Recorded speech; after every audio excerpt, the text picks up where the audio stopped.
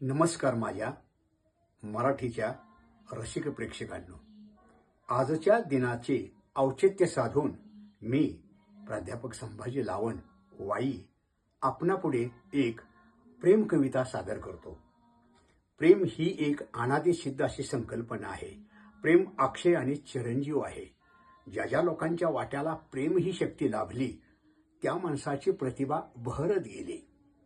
नायक आणि नायिका, प्रियकर आणि प्रियशी यांच्या सभोवती ही एक प्रेम संकल्पना फिरत असते। प्रेमाचे वेगवेगळे अर्थ आहेत। आई, वडील, मुलगा, आई, मुलगी, परमपूज्य पिताजी या प्रेमाचे वेगवेगळे तराणे आहेत। परंतु आजची जी प्रेम कविता मी तुमच्यापुढे सादर करणार आहे ती कविता ही नायक आणि नायिकांची आहे।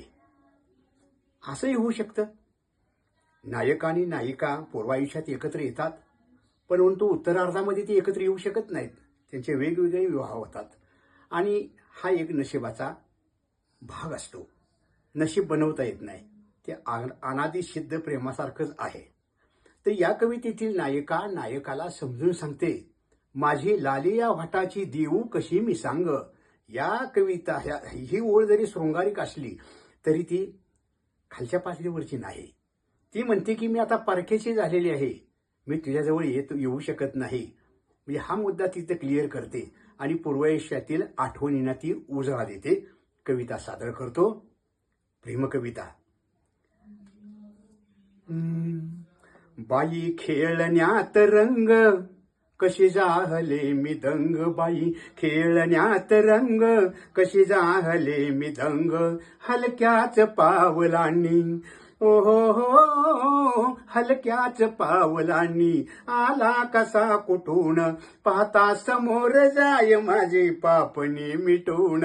हसतो मनात कान्हा हसतो मनात काना हलवून अंग अंग। बाई खेळण्यात रंग कशी जाहले मी दंग। बाई खेळण्यात रंग कशी जाहले मी दंग। शिनले असे परंतु ओ हो शिनले असे परंतु न्यारी तराहरीची माझी मला कळेना की मयाकडे कशी। माझी कंचुकी भिजून झाली उरात तंग। बाई खेळण्यात रंग कशी जाहले मी दंग। बाई खेळण्यात रंग कशी जाहले मी दंग।